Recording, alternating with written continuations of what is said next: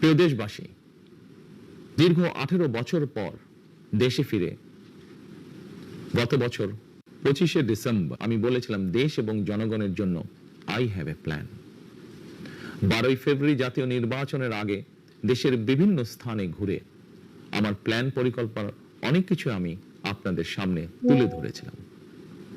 আপনারা স্বাধীনতার ঘোষকের প্রতিষ্ঠিত দল বিএনপিকে ভোট দিয়ে রাষ্ট্র পরিচালনার দায়িত্ব দিয়েছেন, সকল পরিকল্পনা বাস্তবায়নের সুযোগ দিয়েছেন।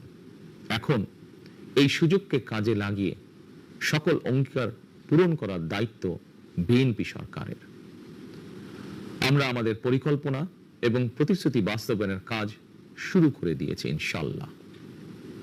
অঙ্গীকার পূরণের এই যাত্রাপথে আমরা ভবিষ্যতের দিনগুলোতেও আপনাদের অব্যাহত সমর্থন প্রত্যাশা করি।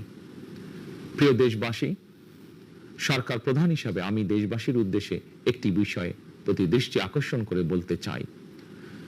নবগঠিত সরকার গঠনের সুযোগ দিতে যারা বিএনপিকে ভোট দিয়েছেন কিংবা দেননি অথবা কাউকেই ভোট দেননি, এই সরকারের প্রতি আপনাদের সবার সমান অধিকার। বিএনপি সরকার বিশ্বাস করে দল মত ধর্ম দর্শন যার যার, রাষ্ট্র সবার। এই দেশে এই রাষ্ট্রে একজন বাংলাদেশী হিসাবে আপনার আমার আমাদের প্রতিটি বাংলাদেশী নাগরিকের অধিকার সমান। প্রিয় দেশবাসী, আল্লাহ আমাদের সবাইকে নিরাপদ এবং সুস্থ রাখুন।